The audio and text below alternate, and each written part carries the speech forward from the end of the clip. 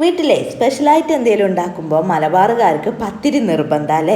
വീട്ടിലിപ്പോൾ എല്ലാവരും ഉണ്ടായ സമയമായതുകൊണ്ട് തന്നെ ഉമ്മയും ഫിനിയും പത്തിരിയും നാടൻ കോഴി കറിയൊക്കെ ഉണ്ടാക്കിയിട്ടുണ്ട് കേട്ടോ. പിന്നെ ഇതാ ഞാനിവിടെ പഴംപൊരിയൊക്കെ പൊരിച്ചെടുത്ത് അത് സെറ്റായിട്ടുണ്ട്. ഇനി നമുക്ക് എല്ലാവർക്കും ഇരുന്നിട്ടൊന്ന് ചായ കുടിക്കുക അല്ലേ. അങ്ങനെ ചായ കുടിയൊക്കെ കഴിഞ്ഞ് കുട്ടീസ് ഇക്കാൻ്റെ കൂടെ കളിക്കുന്ന തിരക്കിൽ ഞാനൊന്ന് പുറത്തേക്ക് ഇറങ്ങി ഇതാ കുരുമുളകൊക്കെ ഒന്ന് നടാനുള്ളതൊക്കെ നട്ടിട്ടുണ്ട് കേട്ടോ.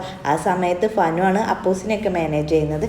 അവനെ നോക്കാൻ ഏൽപ്പിച്ചതാണ്, പക്ഷെ എനിക്ക് ഇരട്ടി പണിയാക്കിയിട്ട് തിരിച്ചു തന്നിട്ടുണ്ട്. ഇത് അവിടെ ചളി വെള്ളത്തിലൊക്കെ നല്ല കളിയാണ് കേട്ടോ. കളിക്കട്ടെ എന്ന് ഞാനും ഉപ്പ് അതിൻ്റെ ഇടയിൽ ഒരു തോണിയൊക്കെ ഉണ്ടാക്കി കൊടുത്തിട്ടുണ്ട് കേട്ടോ. അത് കഴിഞ്ഞ് എല്ലാവരും ഒന്ന് രണ്ടാമത്തെ ആങ്ങളൻ്റെ വീട്ടിൽ പോവുകയാണ്. ഇന്ന് ലഞ്ച് അവിടെയാണ്. വീട്ടിലെല്ലാവരും കൂടുമ്പോൾ ഏതെങ്കിലും ഒരു ആങ്ങളൻ്റെ വീട്ടിലാണ് നമ്മൾ നിൽക്കുക. എനിക്ക് 3 ആങ്ങളമാരാണ്, അതിലേതെങ്കിലും ഒരു വീട്ടിലായിരിക്കും എല്ലാവരും കേട്ടോ. നല്ല അടിപൊളി ഫുഡൊക്കെ ഓർഡർ ചെയ്ത് ഫുഡ് ഇവിടെ എത്തിയിട്ടുണ്ട്. മധുഹൂത്തും പിന്നെ അതുപോലെ അൽഫാമും മന്തിയൊക്കെ കൊടുത്തിട്ടുണ്ട്. അതൊക്കെ അവരെന്നെയാണ് മാനേജ് ചെയ്യുന്നത്.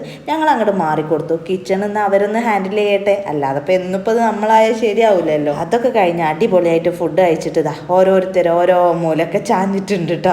ഫുഡിൻ്റെ ആ ഒരു എഫക്റ്റാണ് ഈ കാണുന്നത്. കുട്ടിപ്പട്ടാളം അനിൻ്റെ കൂടെ മൊബൈലിലാണ്. അതിനും ഇവിടെ എന്തൊക്കെയാ റീൽസ് കാണും. എണീറ്റ് അപ്പൂസേ ബാബന് ചോദിച്ചിട്ട് നല്ല കരച്ചില്. അതിനൊരു വീഡിയോ കോളൊക്കെ ചെയ്ത് കൊടുത്ത് സെറ്റാക്കി.